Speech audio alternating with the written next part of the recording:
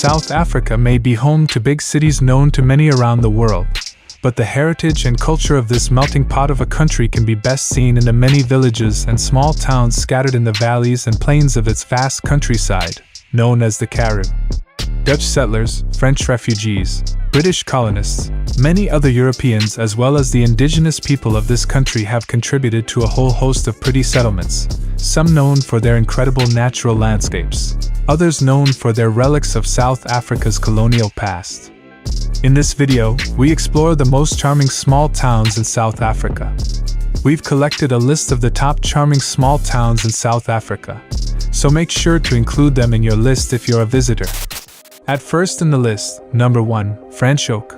Primarily famous for its centuries-old vineyards is the town of Franschhoek, but it's the unspoiled Cape Dutch architecture that make this settlement one that is very charming to visit. The town gets its name from the Dutch Franschhoek, meaning French corner, due to the fact that many French Huguenots fleeing religious persecution in Europe made their way here from 1688.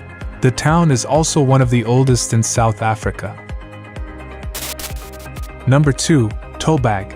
The old town of Tulbagh is a veritable mecca for those interested in being surrounded by historical architecture. Having been home to an equal number of Huguenots and Dutch settlers,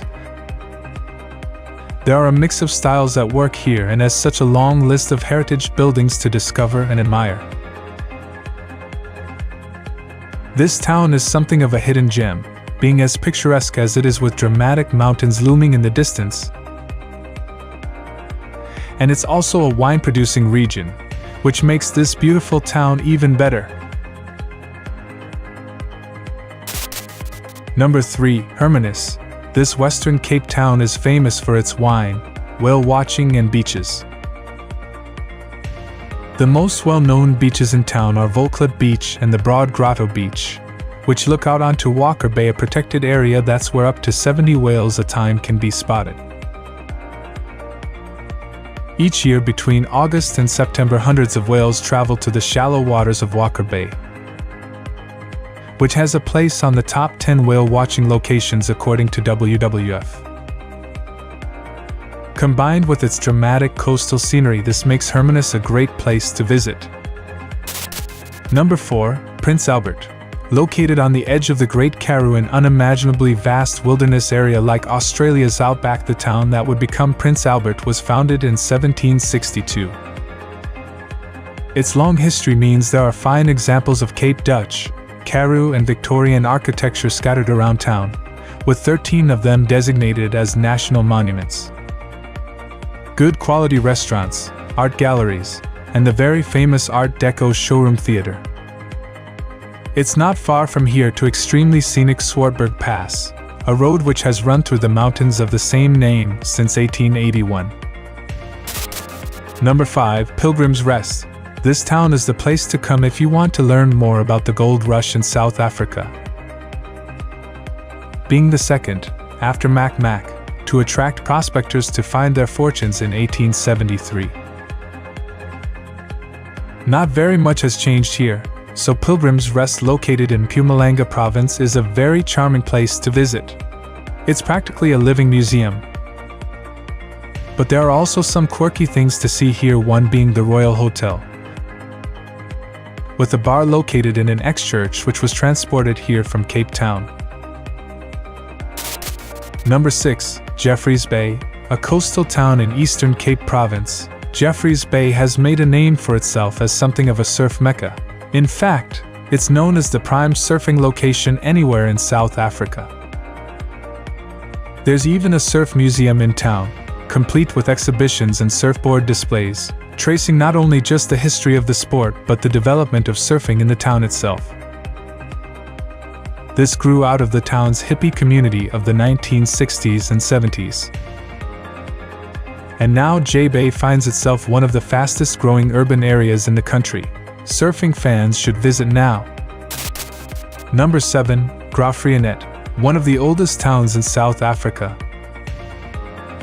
Eastern Cape's Graaff-Reinet earns a place on this list because it is packed full of heritage buildings for you to admire on your visit. Relatively large compared to many other towns that we have featured, The residential buildings here are whitewashed and screaming for photos to be taken of them,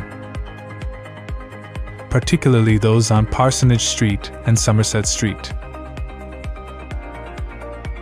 The Dutch Reformed Church, built in the late 19th century, towers above everything and is an impressive sight. Number 8. Greyton. This little town is a rural charmer,